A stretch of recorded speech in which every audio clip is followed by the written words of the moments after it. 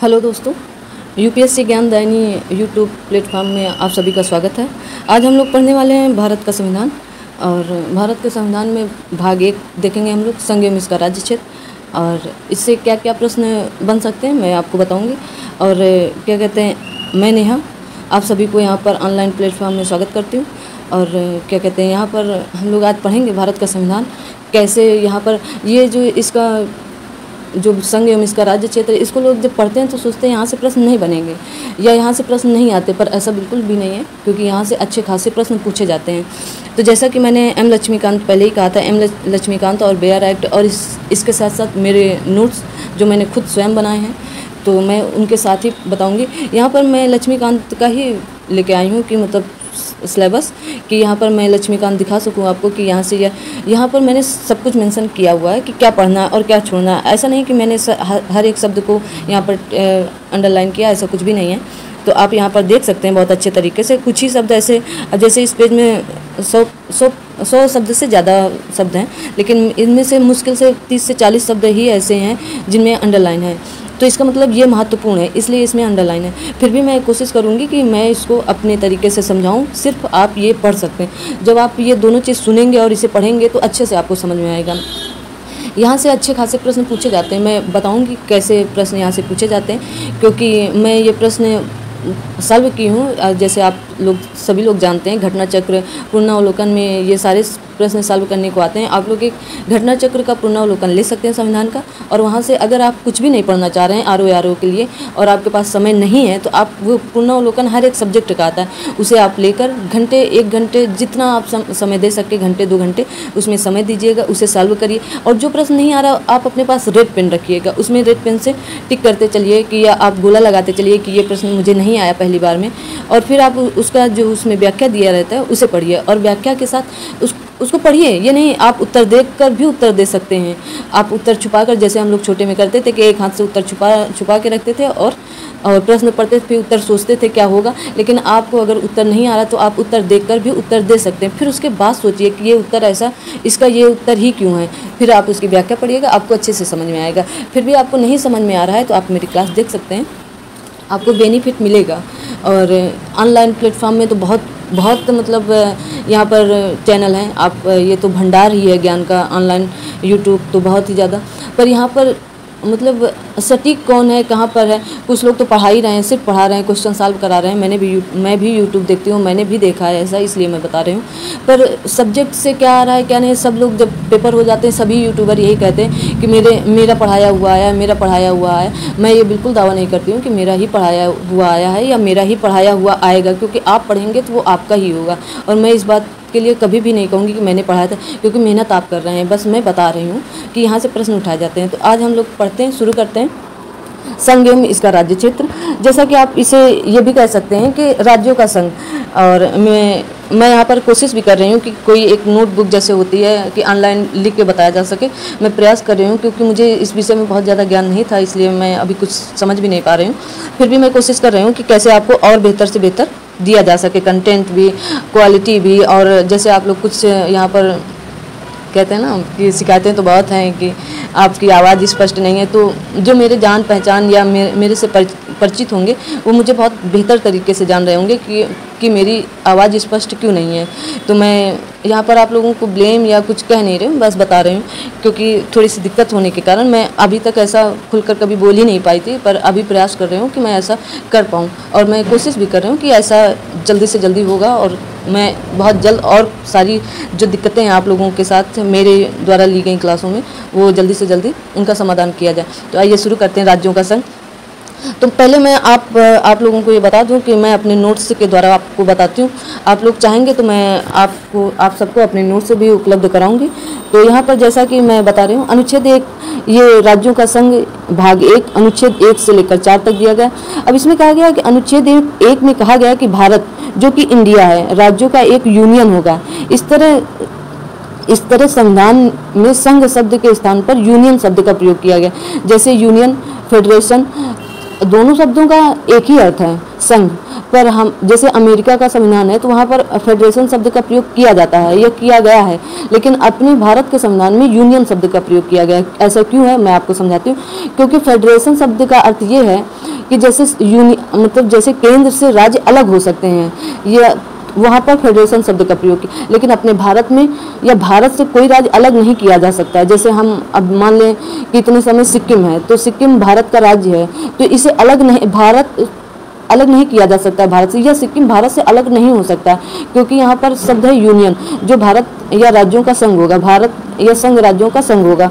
तो इसलिए यहाँ पर बताया जा रहा है कि राज्यों का एक यूनियन होगा। इस तरह संविधान में संघ शब्द के स्थान पर यूनियन शब्द का, अब संघात्मक सरकारें कौन सी होती है, मैं संघ शब्द आया तो यहाँ पर बता, जहाँ केंद्र और राज्य होते हैं वहाँ पर संघात्मक सरकारें होती हैं, पर इसलिए यहाँ पर यूनियन शब्द का प्रयोग किया गया। भारत में अभी तक कुल 28 राज्य हैं और 8 केंद्र शासित प्रदेश हैं। तो 28 राज्यों और 8 केंद्र शासित प्रदेशों का एक यूनियन है। ये राज्य कैसे अस्तित्व में आए, इनके पुनर्गठन के पीछे एक लंबी कहानी है। यह लंबी कहानी मैं आपको थोड़ा सा मतलब प्लेबैक ले जाऊंगी कैसे क्या हुआ, क्योंकि यहाँ पर जो दिया है आप लोग इस स्क्रीन को पढ़ सकते हैं अच्छे से, पर मैं जो बता रही हूँ आप उसे बेहतर तरीके से सुन सकते हैं, समझ सकते हैं। तो जैसे भारत में अंग्रेजी काल से ही भाषाई आधार पर राज्यों के पुनर्गठन की मांग हो रही थी। जब भाषाई आधार पर राज्यों के पुनर्गठन की मांग हो रही थी तो 1912 ईस्वी में अंग्रेजों ने असम, बिहार, उड़ीसा का भाषाई आधार पर पुनर्गठन कर भी दिया। जब भारत स्वतंत्र हुआ तो जब भारत स्वतंत्र हुआ 1947 के बाद, तो जब स्वतंत्र हुआ तो भाषा के आधार पर राज्यों के पुनर्गठन की मांग है वो तेजी से हो गई, मतलब तेजी से बढ़ने लगी कि हमें भाषाई आधार पर राज्यों का पुनर्गठन किया जाए। इसे देखते हुए धर आयोग, जैसे आप यहाँ पर देख सकते हैं कि धर आयोग है, तो मैं क्योंकि यहाँ पर लेकर आई हूँ ताकि आप लोग आसानी से समझ सकें। तो धर आयोग, तो 1948 ईस्वी में धर आयोग अपनी सिफारिश में ये कहा कि भाषाई आधार पर राज्यों का पुनर्गठन ठीक नहीं है, ठीक है, कि राज्यों का पुनर्गठन ठीक नहीं बताया, ठुकराया। जैसे यह आंदोलन तेजी से, जब राज्यों का पुनर्गठन ठीक नहीं है तो मतलब उनकी मांगों को ठुकरा दिया गया, तो यह आंदोलन और तेजी से उग्र हो गया। मतलब आंदोलन, मतलब जनता कर रही थी कि हमें भाषाई आधार पर क्या कहते हैं राज्यों का पुनर्गठन किया जाए, तो सरकार नहीं मानी, तो वो मतलब जनता उग्र हो गई कि नहीं मुझे भाषाई आधार पर। तो यहाँ पर फिर JVP समिति आई। JVP समिति कब आई, तो यहाँ पर आप देख सकते हैं 1949 ईस्वी में इसकी रिपोर्ट सौंपी गई। तो इसमें जवाहरलाल नेहरू, वल्लभ भाई पटेल और पट्टाभी सीतारामैया जैसे दिग्गजों की समिति थी ये। तो रिपोर्ट जब सौंपी गई थी, इसमें भाषा के आधार पर राज्यों का पुनर्गठन ठीक नहीं है, लेकिन जनमानस, जैसे जनसभा होती है, जनमानस होती है, को देखते हुए ये मांग मान लेनी चाहिए, ये मतलब सिफारिश की। उन्होंने ये नहीं कहा कि ये भाषाई आधार पर राज्यों का पुनर्गठन होना चाहिए, उन्होंने कहा कि अब आंदोलन उग्र हो रहा है तो इनको ये बात मान लेनी चाहिए कि राज्यों का पुनर्गठन भाषाई। लेकिन सरकार ने समिति की सिफारिश पर ध्यान नहीं दिया, मतलब इनकी समिति पर ध्यान ही नहीं दिया कि अरे वो सोचे चलो ठीक है ये बोल रहे हैं JVP समिति कि ऐसा ऐसा कर लेना चाहिए, लेकिन उन्होंने इनकी मांगों को मजबूत तरीके से सुना ही नहीं। तो क्या हुआ, फिर वहाँ पर तेलुगु भाषी नेता रहे रामल्लू ने आमरण अनशन शुरू कर दिया, जिससे उनकी मौत हो गई। वो वहाँ पर आमरण अनशन कर रहे थे, मतलब कि बिना खाए पिए बैठे हुए थे, तो वहाँ पर उनकी मृत्यु हो गई। तो रामल्लू की मृत्यु ने आग में घी का काम किया, मतलब जनता तो वैसे भी उग्र थी और सरकार सुन नहीं रही थी। तो वहाँ पर जब रामल्लू की मृत्यु हुई तो वहाँ पर जनता को और मतलब प्रोत्साहन मिला कि अब तो भाषाई आधार पर राज्यों का पुनर्गठन होगा ही। तो आंदोलन और उग्र हो गया, वहाँ पर हिंसक होने लगी, मारधाड़ होने लगी। तो इसे सरकार दबाव में आ गई और दबाव में आकर आनंद फानन में उसने भाषाई आधार पर 1953 ईस्वी में आंध्र प्रदेश के रूप में भाषा के आधार पर पहले राज्य का गठन कर दिया। ठीक है, तो इसमें जितना ये सारा डिटेल लिखा है मैं इसे इतना ज़्यादा नहीं बता रही हूँ क्योंकि आप लोग समझ सकते हैं। यहाँ पर मैंने पहले भी मेंशन कर रखा है कि मैं यहाँ पर मोस्ट इम्पॉर्टेंट वगैरह सब बता रखी हूँ, बस आपको इसमें समझना है कि यहाँ पर क्या क्या है।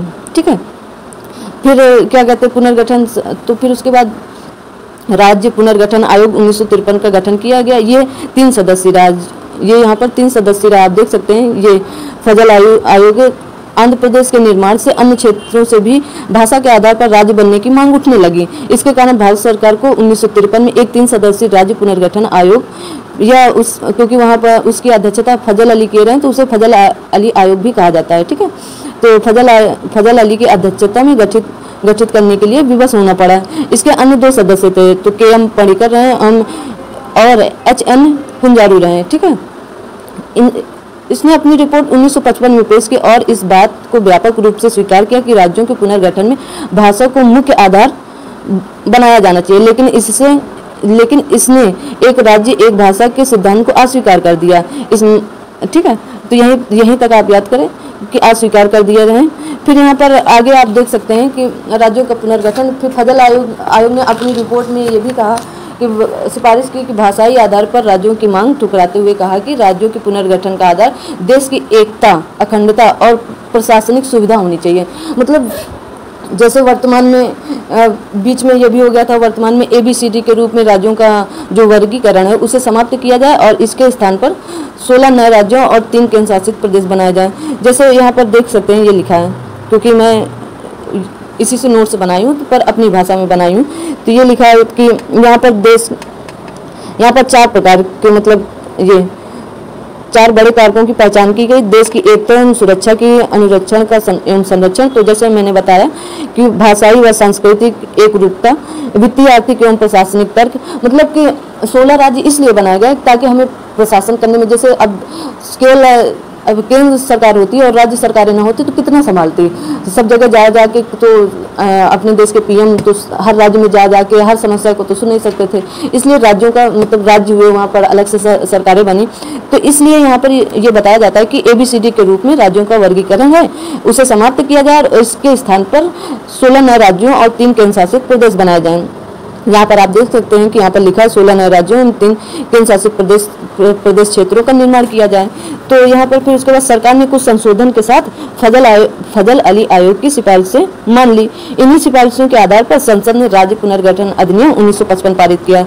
1956 पारित किया। राज्य पुनर्गठन अधिनियम 1956 यहाँ पारित किया गया। ठीक है, यहाँ पर लिखा 7वें संविधान संशोधन अधिनियम 1956 के द्वारा भाग का और भाग खा के बीच की दूरी को समाप्त कर दिया गया और भाग खा को खत्म कर दिया गया।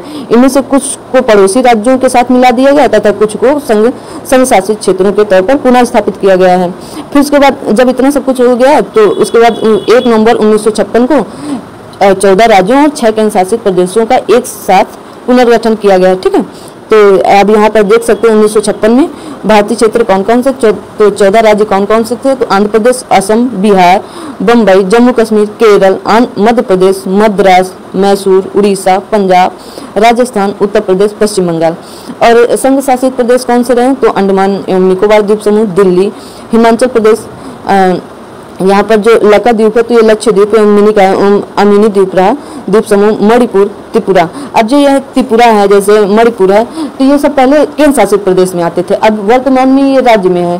तो इसके बाद जो 15वें राज्य हम अपनी भाषा में बता रहे हैं, बाकी यहाँ सारा कुछ मेंशन है, आप देख सकते हैं।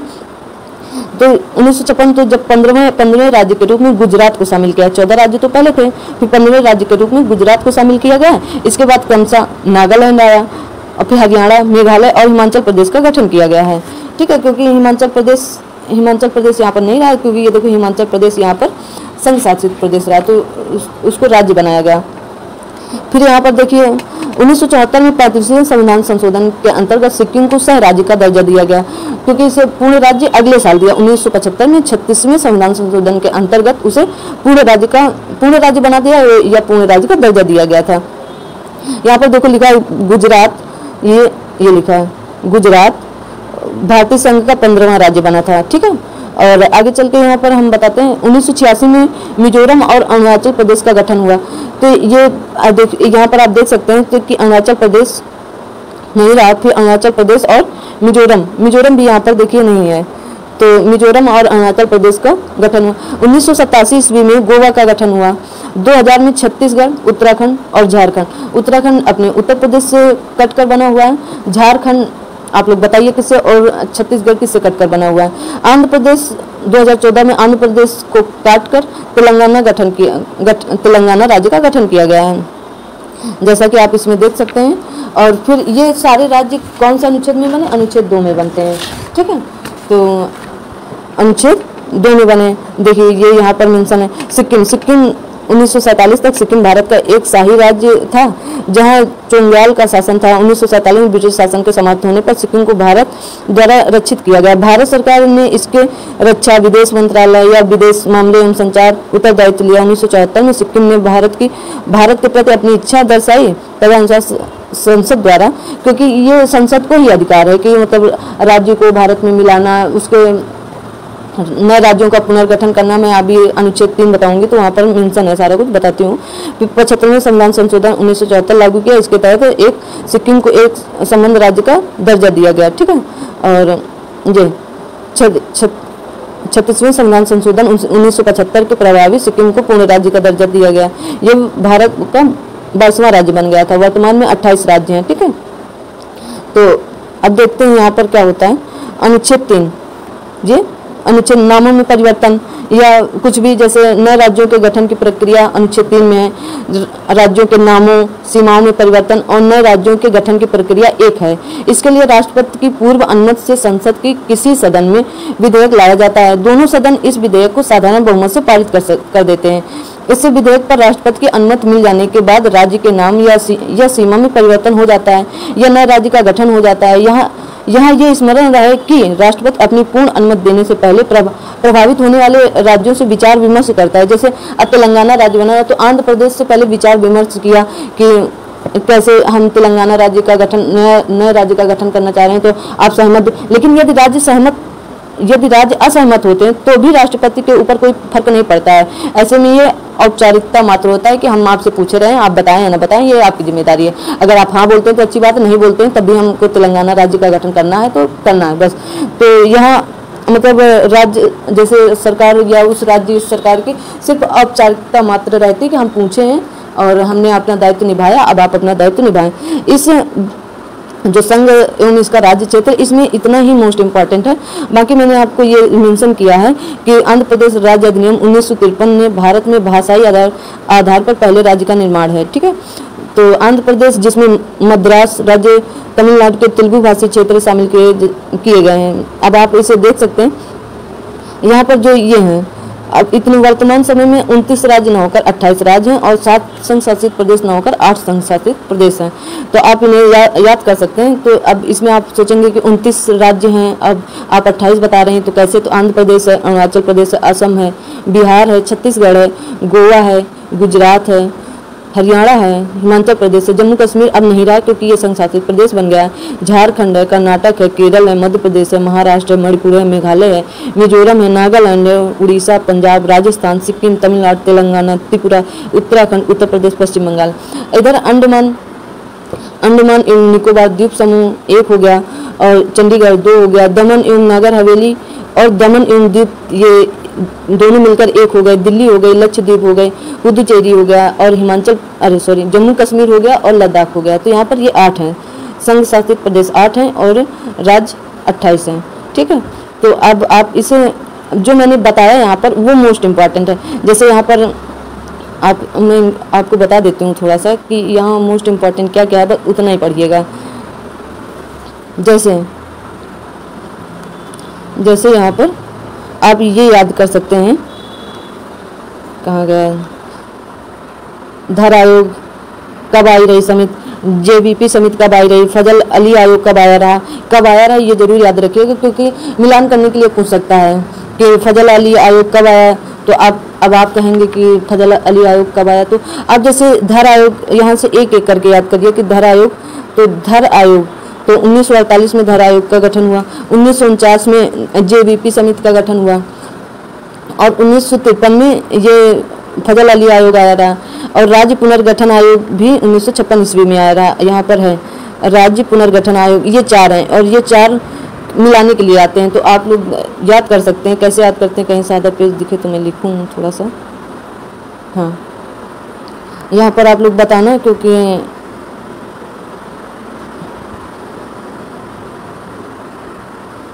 ठीक है, यहाँ पर आप लोग बताना कि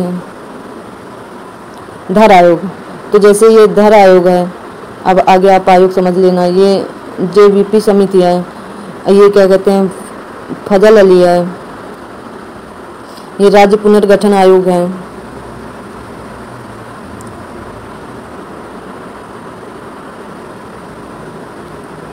ये राज्य पुनर्गठन आयोग है, ठीक है।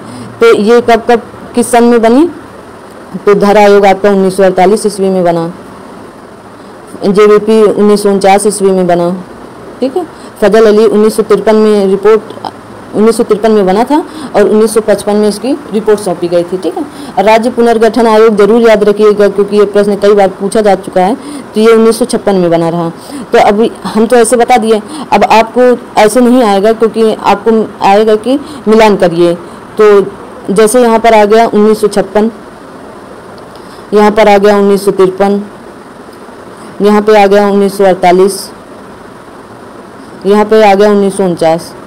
तो आपको ये मिलान करना है। तो 1949 में फजल JVP समिति बनी, 1948 में धारा आयोग बना रहा, फजल अली 1953 में, राज्य पुनर्गठन 1956 में। ऐसे करके प्रश्न आते हैं।